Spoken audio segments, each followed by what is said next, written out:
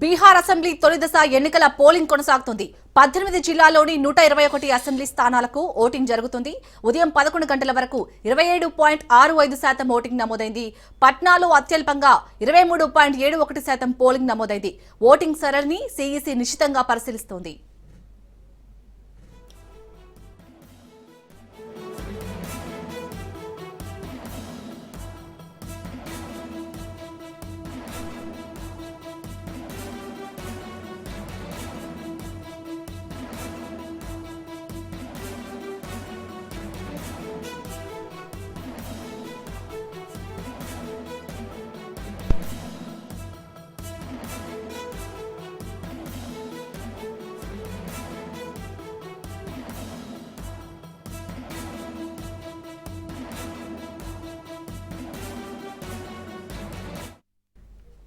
Bihar assembly తొలి దశ ఎన్నికల పోలింగ్ కొనసాగుతుంది.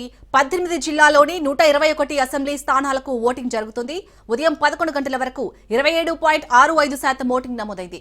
పట్నాలో అత్యల్పంగా 23.71% పోలింగ్ నమోదైంది. ఓటింగ్ సరళిని సీఈసీ నిశితంగా పరిశీలిస్తుంది. రైట్, ఇక ఇదే అంశానికి సంబంధించి పూర్తి డీటెయిల్స్ మా ప్రతినిధి సైదులు అందిస్తారు. సైదులు, ఇప్పటివరకు ఎంత శాతం పోలింగ్ నమోదైంది? అప్డేట్స్ ఏంటి?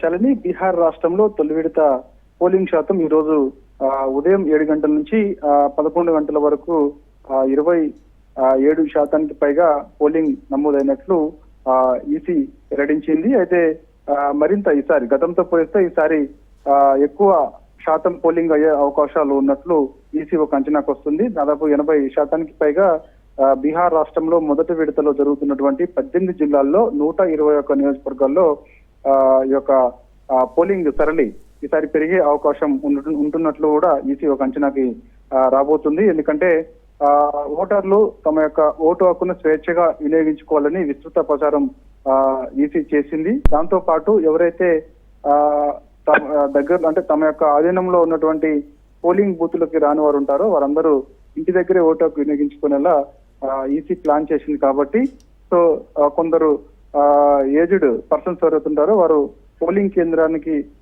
రాలేని ఎడల వారి దగ్గరికే వెళ్ళి వారు ఏ అభ్యర్థికి అయితే ఓటు వేస్తారో అలా వివిఎం ని తీసుకెళ్లి ఆ అభ్యర్థితో ఆ యొక్క ఓటు కూడా వేయించే అవకాశం ఈసారి బీహార్ రాష్ట్రంలో తీసుకొచ్చి తొలిసారిగా బీహార్ రాష్ట్రంలో ఎన్నికల సంఘం ఒక నిర్ణయం తీసుకుంది. కాబట్టి సో అట్లా చూసుకుంటే ఈసారి ఖచ్చితంగా పోలింగ్ శాతం పెరిగే అవకాశాలు ఉంటున్నట్లు కూడా చెప్తున్నారు. ఇక పోలింగ్ కేంద్రాల వద్ద ఈసీ అన్ని ఏర్పాట్లు చేయడం జరిగింది. సో టెంట్ హౌస్ ఏర్పాటు, దాని తర్వాత ఓటర్లకి ముఖ్యంగా వాటర్ సదుపాయం లాంటిది కూడా ఏర్పాటు చేశారు. కాబట్టి ఉదయం 7 గంటల నుంచే పోలింగ్ కేంద్రాల వద్ద బారులు తీరారు ఓటర్లు. ఓటర్లందరూ కూడా తమ యొక్క ఓటును స్వేచ్ఛగా వినియోగించుకుంటున్నారు. స్వేచ్ఛగా ఓటు వినియోగించుకోండి అంటూ కూడా ఎక్స్ వేదికగా ట్వీట్ చేశారు ప్రధానమంత్రి నరేంద్ర మోడీ. సో ఇక 121 నియోజకవర్గాల్లో జరుగుతున్నటువంటి ఈ పోలింగ్ 59 నియోజకవర్గాల్లో కొన్ని సమస్యాత్మక ప్రాంతాలు ఉన్నట్టు కూడా గుర్తించారు.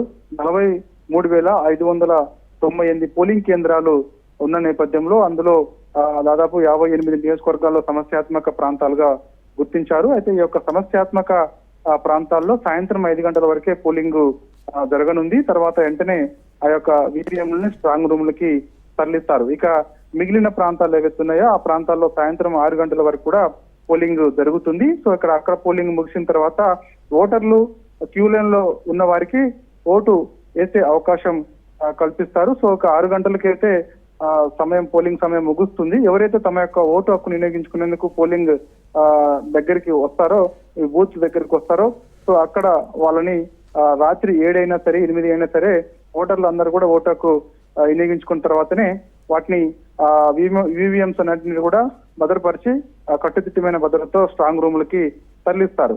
ఇక మనకి ఈ యొక్క 121 నియోజకవర్గంలో జరుగుతున్నటువంటి మొదటి విడత పోలింగ్ లో భాగంగా చూస్తే మహాగఠబంధన్ ముఖ్యమంత్రి అభ్యర్థిగా ఉన్నటువంటి తేజస్వి యాదవ్ పోటీ చేస్తున్నటువంటి నియోజకవర్గం కూడా ఉంది. సో ఆ నియోజకవర్గంలో ఇప్పటికే తేజస్వి యాదవ్, లాలూ ప్రసాద్ యాదవ్,